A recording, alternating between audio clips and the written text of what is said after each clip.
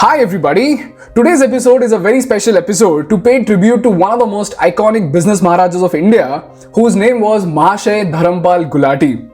This is a story of a man who went from being a Tonga driver to building an empire with an operating revenue of 2,000 crores.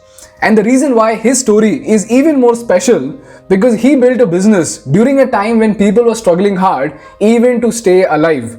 Because back then, India was still recovering from the massacres of partition. Dharampal ji was born in the year 1922 in Sialkot, which today falls in modern-day Pakistan, in a Hindu family which had high ideals of honesty and simplicity.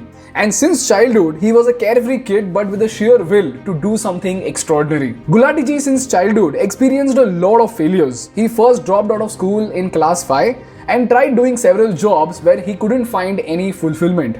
Then he tried selling mehendi from street to street and even that did not work out.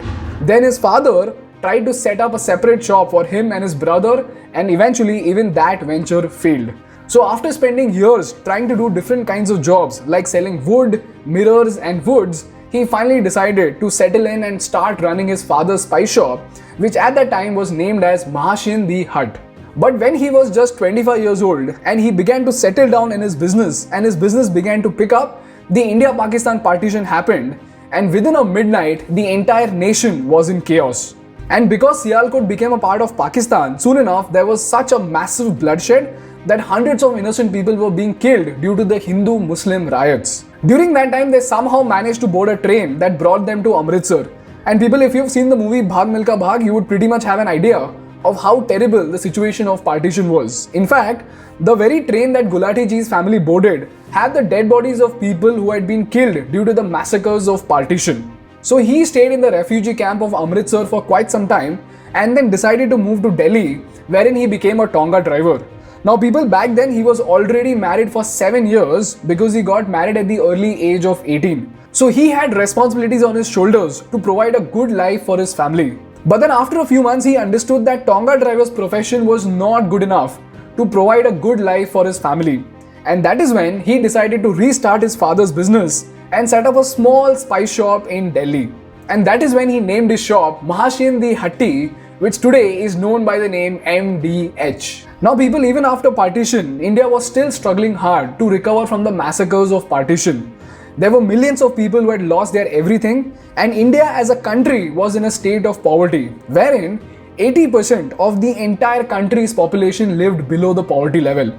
So the markets in general never really focused on quality, because if you had to produce quality product during that time, it would increase the cost of production, it would decrease your margins of profit, and most importantly, because the cost of the product will increase, majority of the people will not be able to afford it, eventually resulting into decrease in sales.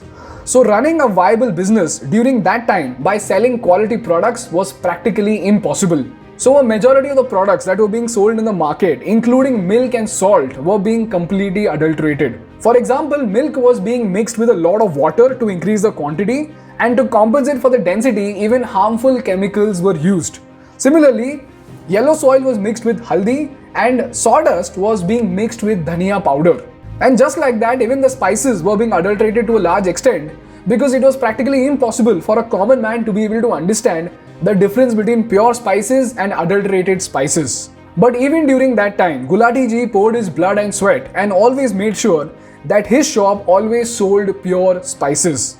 Because he believed that the primary intent of any business should not be to make money but to do great service. And money should always be a byproduct of great service.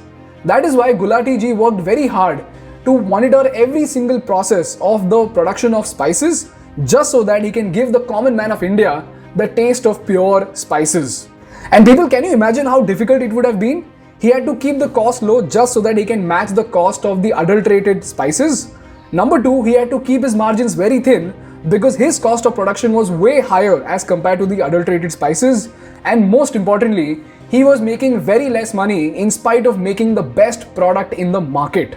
But all throughout those difficult times, this great man worked tirelessly with the hope that he'll be able to build a brand one day that the mother of a common household can blindly trust upon when she makes a meal for her family. And guess what? Slowly and steadily, people began to realize the difference between Gulati ji's spices and the adulterated spices. And soon enough, people started to line up at his shop just to buy his products. And that is how Gulati ji's small shop, Mahashian Di Hat Masale, as in MDH Masale, became a popular brand in Delhi. And as his business started growing, he started to recruit his friends and family into his business with the hope that they'll be able to stand by his belief of providing excellent quality spices to the people. And he also started outsourcing a few processes like the powdering of haldi. And yet again, when everything looked well, he faced even tougher challenges. And here's where ordinary people like you and me have something very important to learn. Gulati ji was a person who did every small thing in his shop. Starting from the raw material transportation to the grinding of spices, he participated in every single activity. And that is the reason why he soon enough became an expert in finding out even a little bit of adulteration in his spices. So when he was scaling up, he was able to maintain the same excellent quality standards that he used to maintain while he was selling spices from his small shop. And because of his sharpness and diligence, he was able to spot certain loopholes in his system which could have completely destroyed his business altogether. Because soon enough, he discovered that the contractor who was actually powdering his haldi was actually mixing chane ki dal to adulterate the turmeric powder. And when he spotted similar practices being followed in a lot of these outsourcing ventures, he understood that this loophole would betray the trust of his customers. And just to keep the trust of his customers, he ended all of his outsourcing practices and poured his entire life saving to open up his own factory wherein he could powder all the spices. And not just that, he was also betrayed by his childhood friend who used to take a commission on every single material which used to come in from the supplier. And many of his friends and family who was supposed to help him grow started causing a lot of troubles while this man was putting his blood and sweat just to make sure that he can sell pure spices to the mothers of India. And that is how, by facing a lot of hurdles, Gulati ji was able to establish a brand which the mothers of India could trust. And that is how, due to the incredible hard work of Gulati ji, today people like you and me have the luxury of having mouth-watering dishes like chole bhature and pav bhaji. And in this world wherein people talk about retiring at the age of 30, and people like you and me who often feel lazy in spite of achieving nothing, this legendary person was shooting for an advertisement even at the age of 97. So because of this incredible dedication and persistence combined with extraordinary business acumen, today MDH has reached a level wherein it exports its spices to US, China, Vietnam, UAE, Malaysia, Saudi Arabia, UK, Germany, Singapore and Sri Lanka, with US exports alone valued at $351.6 million. And all of this put together turned Gulati ji into one of those icons because of whom India today is known for spices all across the world.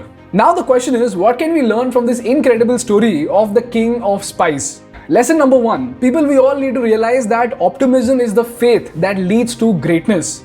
And the real test of optimism is how you choose to react even during the times of calamity, just like partition in Gulati ji's life. While an optimist will try to see an opportunity in every difficulty, a pessimist will try to see difficulty even during the times of great opportunity. Lesson number 2. While outsourcing is essential for scaling up of any business, it is also important to note that outsourcing along with a lot of growth will also bring in a lot of loopholes. So as a leader of a business organization, it is important that you do all the petty works in the beginning, because what might look like petty experience in the beginning will eventually help you find the loopholes in your business which could potentially destroy your entire business. And last and most importantly, each one of us needs to understand that greatness comes at a cost that very few people can afford. For example, at that time, very few people could actually settle in for less profits by selling in pure spices. Very few people had the ability to put in the hard work to have a look at every single process just so that they could sell pure spices and keep the trust of an innocent mother when she wanted to make something tasty for her family. Because very few people understand that the cost of greatness cannot be paid with stacks of currency notes, but with every ounce of blood and sweat that you put in to achieve it. Because at the end of the day, greatness comes at the cost of persistence. And once a great man said that nothing in this world can take the place of good old persistence. Talent will not, which is why in this world, there is nothing more common than unsuccessful men with talent. Genius will not, which is why unrecognized genius is practically a cliche. Education will not, which is why the world is full of educated fools. Persistence and determination alone are all powerful. In our case, they were powerful enough to turn an ordinary refugee into the Spice King of India who will live in our hearts forever. Thank you.